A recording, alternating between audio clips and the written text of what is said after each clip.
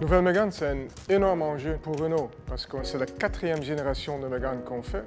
C'est un segment, je pense, le plus compétitif de l'Europe, sinon du monde. Et naturellement, il y a une attente énorme. Alors Mégane rentre dans la stratégie design. Elle a d'un côté le pétale Work et de l'autre côté le pétale Love.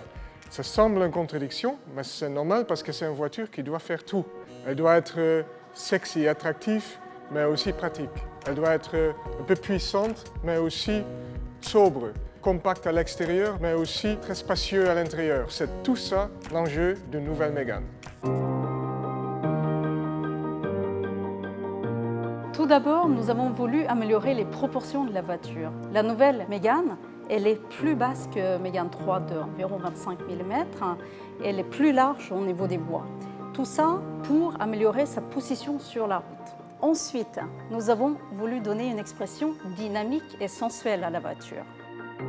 On retrouve vraiment les proportions 1/3 de vitres latérales et 2/3 de côté de caisse, qui font vraiment des proportions parfaites.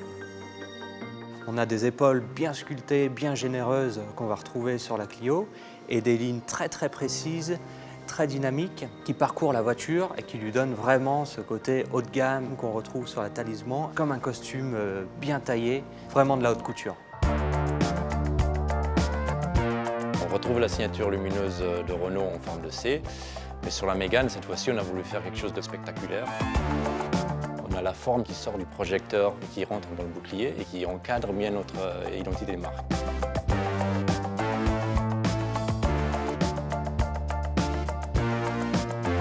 Et cette signature lumineuse se retrouve également à l'arrière du véhicule à travers une ligne en 3D qui se dessine de l'extrémité de la voiture vers le losange au centre comme un pinceau lumineux.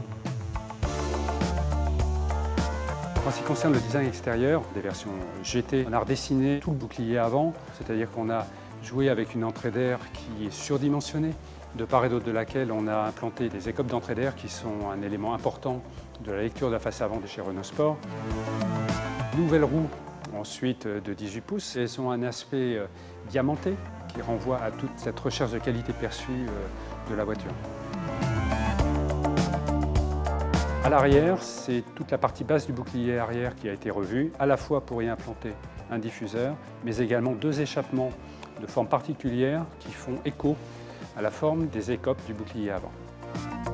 On a une teinte bleu Iron en teinte de caisse qu'on retrouve aussi sur l'intérieur du véhicule, qui est la teinte identitaire de GT.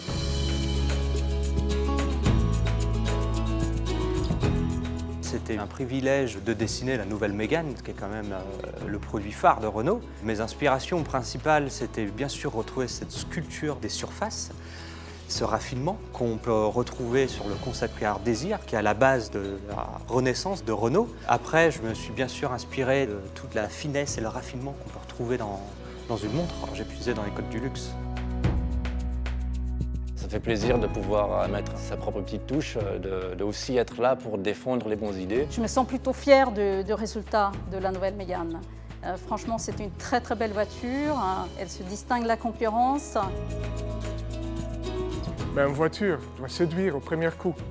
Et une Mégane, vous allez reconnaître la voiture dans la rue tout de suite. Elle va vous surprendre avec un design fort et un concentré